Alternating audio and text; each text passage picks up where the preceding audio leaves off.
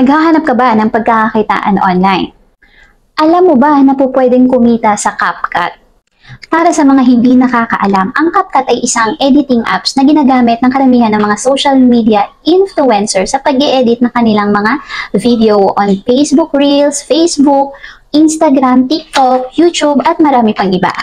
But before that, you can subscribe to my YouTube channel para ma-notify kayo sa mga video na mapagkakakitaan na katulad nito. In order to earn dito sa CapCut mga ma'am sir, syempre kinakailangan nyo munang mag-apply kay CapCut. Ang tanong, ano-ano nga bang mga requirements ang kakailanganin sa pag-apply? First, syempre kailangan ay meron kang CapCut application. You can download it from your Play Store. Number 2, kinakailangan na meron kang at least basic knowledge pagdating sa pag-i-edit. Hindi naman kinakailangan na professional editor ka. If you know some basic, accepted na yan. Number 3, kailangan ay meron kang TikTok account. Number 4 naman ay Telegram account. So ano pang inaantay natin? Huwag na natin patagalin to. Let's proceed na sa mga proseso kung paano mag-apply dito kay CapCut. First is pumunta muna po kayo sa inyong CapCut application and then click nyo yung templates. Bali yan po ang inyong makikita. Kung mapapansin niyo may mga banner sa taas at hanapin lang ang banner na kagaya nito. Then, click nyo yung click here to apply. Then, pag lumabas na yan, click nyo ulit yung click here to apply. So, yan po yung lalabas. And, yan na po mismo ang CapCut Creator application form. And, may mga questions po dyan na kailangang sagutan.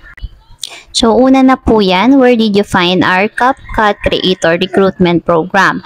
Ako kasi nakita ko na yan dati sa CapCut pa lang.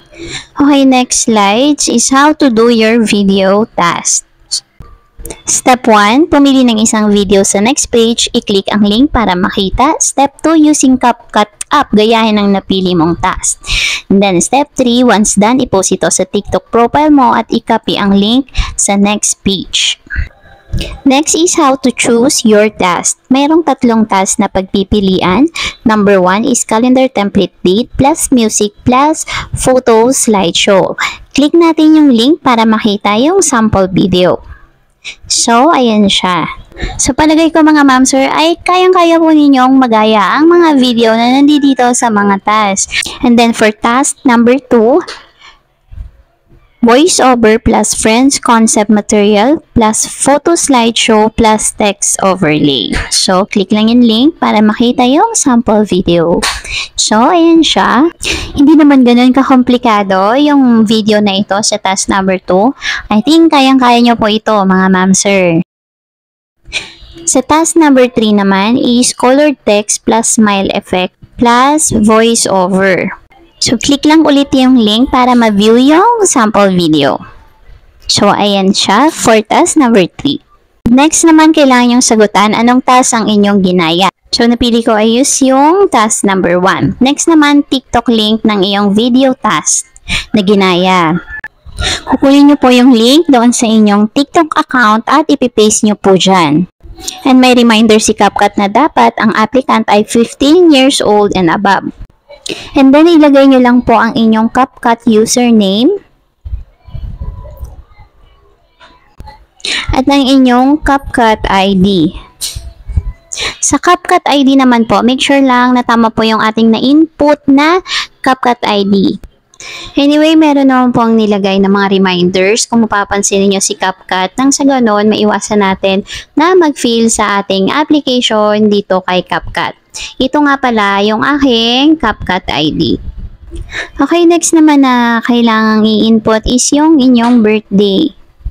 So, may pattern yan and kailangan ay masunod yung pattern na nilagay ni CapCut. Yan, ilalagay ko lang po saglit yung aking birthday.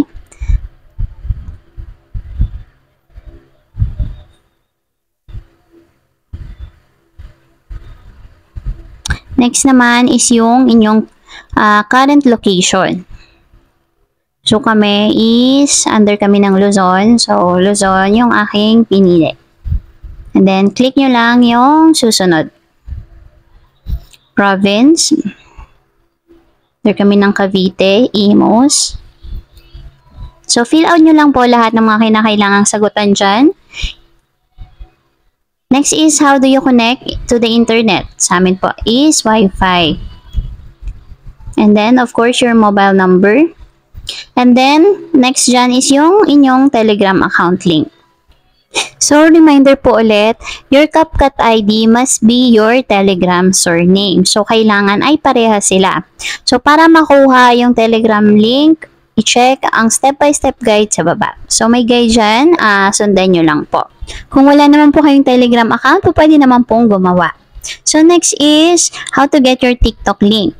So, yung TikTok link, may papakita ako later na video paano makuha ang inyong link sa inyong TikTok account. Reminder po ulit, CapCut ID Creator ay dapat nakalagay po sa inyong TikTok bio. So, note nyo po yan. Ayan, pipaste ko lang yung aking TikTok account link.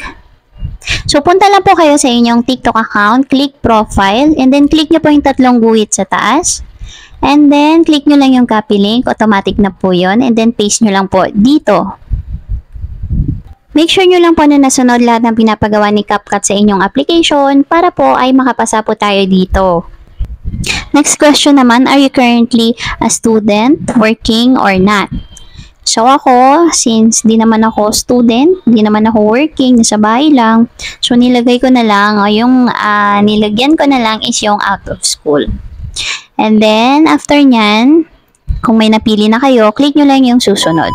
And then, ayan na, for submission ng inyong application. So, nakalagay dyan, your application received, mag-wait lamang ng 1 to 2 days at ikaw makaka-receive ng notification sa inyong CapCut app kung ikaw po ay nakapasa. Ganun lang po kadali mag-submit ng application sa CapCut. I'll keep you posted mga ma'am sir if naging successful ang ating application kay CapCut. At huwag ka nang pahuhuli dahil libre lang po ito mga ma'am sir. Wala kang babayaran, walang mawawala kung susubukan ninyo. And sobrang pabor nito, lalong-lalo na sa mga gumagamit ng CapCut application sa pang-edit ng kanilang mga video. And at the same time po, pwede ka pang kumita. And kung di ka pa po nakasubscribe sa aking channel, please like and subscribe and share nyo na din po ito sa inyong mga classmates, friends, families for more videos na mapagkakakitaan na katulad nito. So, till my next video po, salamat sa panonood. Bye po!